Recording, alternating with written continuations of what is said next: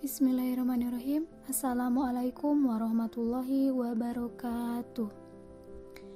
Perkenalkan, saya Siti Rohmah, kelas 3C, Prodi Pendidikan Bahasa dan Sastra Indonesia. Nah, di sini saya akan menjelaskan materi tentang pemerolehan bahasa beberapa hipotesis. Baik, langsung saja ke pemaparan materi. Nah, yang pertama, pengertian pemerolehan bahasa. Di sini, pemerolehan bahasa atau akuisisi adalah proses yang berlangsung di dalam otak seseorang. Seseorang anak-anak ketika diperoleh bahasa pertamanya atau bahasa ibunya. Pembelajaran bahasa berkaitan dengan proses-proses yang terjadi pada waktu seseorang atau anak-anak mempelajari bahasa kedua setelah ia mempelajari bahasa pertamanya.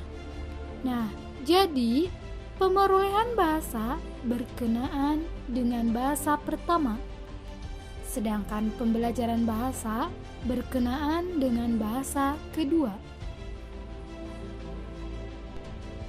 Nah, di dalam pemerolehan bahasa ada beberapa yang akan kita bahas. Yang pertama, hipotesis nurani. Hipotesis nurani ini bahwasanya penutur asli suatu bahasa tentu mampu memahami dan membuat, menghasilkan dan menerbitkan kalimat-kalimat dalam bahasanya karena dia telah menuranikan atau bisa disebut menyimpan dalam nuraninya, menyimpan sebuah tata bahasa yang menjadikan kompetensi bahasanya. Lalu bisa juga menguasai kemampuan-kemampuan performansi bahasa itu. Hipotesis nurani ini dibagi menjadi dua. Yang pertama, hipotesis nurani bahasa. Hipotesis nurani bahasa merupakan satu asumsi yang menyatakan bahwa sebagian atau semua bagian dari bahasa tidaklah dipelajari atau diperoleh, tetapi ditentukan oleh fitur-fitur nurani yang khusus dari organisme manusia. Yang kedua, hipotesis nurani mekanisme. Hipotesis nurani mekanisme ini menyatakan bahwa proses pemerolehan bahasa oleh manusia ditentukan oleh perkembangan kognitif umum dan mekanisme nurani umum yang berinteraksi dengan pengalaman. Menurut LAD atau Language Acquisition Device, merupakan alat khusus yang dimiliki setiap anak-anak sejak lahir untuk dapat berbahasa. Menurut Chomsky dan Miller tahun 1957. Adapun cara kerja dari alat ini adalah sebagai berikut. Konsep LAD telah merangsang penelitian pemerolehan bahasa sampai ke tingkat yang paling tinggi. Hal ini tidak mengherankan karena teori generatif transformasi yang dikembangkan oleh Chomsky memang hanya memusatkan perhatian kepada keotonomian komponen sintaksis. Namun, dalam perkembangan yang terakhir, pemerolehan bahasa sudah lebih memperhatikan 3 buah unsur yang dulu kurang diperhatikan oleh LAD. Yang pertama, korpus ucapan, yaitu yang dianggap berfungsi lebih daripada LAD saja. Yang kedua, peranan semantik yang lebih penting daripada sintaksis. Dan yang terakhir, peranan perkembangan kognisi yang sangat menentukan dalam proses pemerolehan bahasa. Yang kedua, hipotesis tabula rasa. Tabula rasa secara harfiah berarti kertas kosong. dalam arti belum ditulis apa-apa. Dalam hal ini, menurut hipotesis tabula rasa, semua pengetahuan dalam bahasa manusia yang tampak dalam perilaku berbahasa adalah hasil dari integrasi peristiwa-peristiwa yang dialami dan diamati oleh manusia itu. Sejalan dengan hipotesis ini, behaviorisme menganggap bahwa pengetahuan linguistik terdiri hanya dari hubungan-hubungan yang dibentuk dengan cara mempelajari, stimulus, dan respon.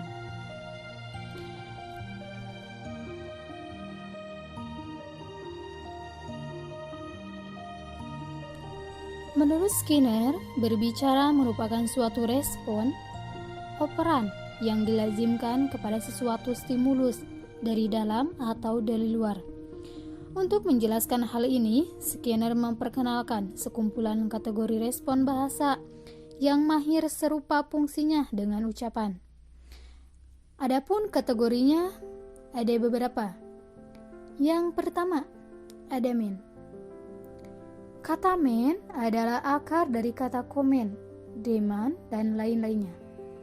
Kata men ini adalah satu operan bahasa di bawah pengaruh stimulus yang bersifat menyingkirkan, merampas, atau menghabiskan.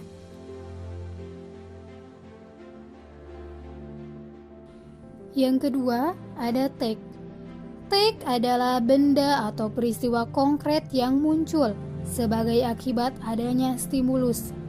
Di dalam tata bahasa take ini dapat disamakan dengan menamai atau menyebut nama sesuatu benda atau peristiwa. Umpamanya, kalau kita melihat sebuah mobil sebagai stimulus, maka kita akan mengeluarkan kata take, mobil, yaitu sebagai respon. Yang ketiga, ada a choice. A choice ini merupakan perilaku berbahasa yang dipengaruhi oleh respon orang lain sebagai stimulus dan kita meniru ucapan itu. Umpamanya, seseorang mengatakan mobil, maka stimulus itu akan membuat kita mengucapkan kata mobil sebagai sebuah respon. Yang selanjutnya ada tekstual. Tekstual ini merupakan perilaku berbahasa yang diatur oleh stimulus tertulis sedemikian rupa sehingga bentuk perilaku itu mempunyai korelasi dengan bahasa yang tertulis. Jadi, apabila kita melihat tulisan kucing sebagai stimulus, maka kita memberi respon ejaan kata kucing. Yang terakhir, ada intraverbal operan. Intraverbal operan ini merupakan operan berbahasa yang diatur oleh perilaku berbahasa yang dilakukan atau dialami oleh penutur. Kata meja misalnya akan membangkitkan kata kursi. Begitu juga kata terima kasih akan membangkitkan kata kembali sebagai responnya. Yang ketiga, ada hipotesis kesemestaan kognitif. Dalam kognitivisme, hipotesis yang diperkenalkan oleh Piaget telah digunakan sebagai dasar untuk menjelaskan proses-proses pemerolehan bahasa anak-anak. Menurut teori yang didasarkan pada kesemestaan kognitif, bahasa diperoleh berdasarkan struktur-struktur kognitif deria motor. Nah, struktur-struktur ini diperoleh anak-anak melalui interaksi dengan benda-benda atau orang-orang di sekitarnya. Urutan pemerolehan tersebut secara garis besar adalah sebagai berikut.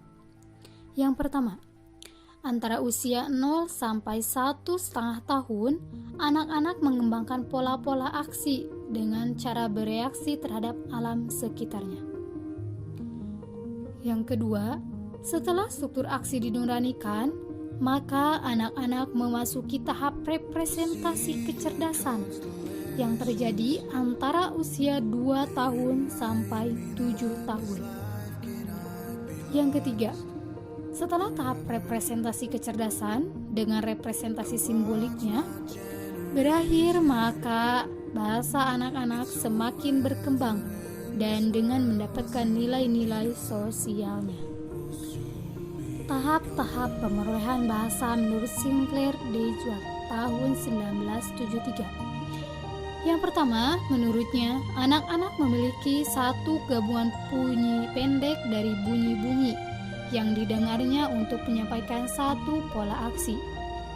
Yang kedua, jika gabungan bunyi pendek ini dipahami, maka anak-anak itu akan memakai seri bunyi yang sama, tetapi dengan bentuk fonetik yang lebih dekat dengan fonetik orang dewasa, untuk menyampaikan pola-pola aksi yang sama atau apabila pola aksi yang sama dilakukan oleh orang lain. Yang ketiga, setelah tahap kedua muncul fungsi-fungsi tata bahasa yang pertama, yaitu subjek, predikat, dan objek. Jadi, dewasa ini seperti juga dalam linguistik, dalam kognitivisme, perhatian juga lebih ditunjukkan pada masalah makna, seperti perannya dalam pemerolehan bahasa. Meskipun berlainan, makna dan kode linguistik itu dialami dan diperoleh secara bersamaan. Dalam hal ini, baik Piaget maupun MC Namara sama-sama berpendapat bahwa anak-anak itu lebih dahulu mengembangkan proses-proses kognitif yang bukan linguistik.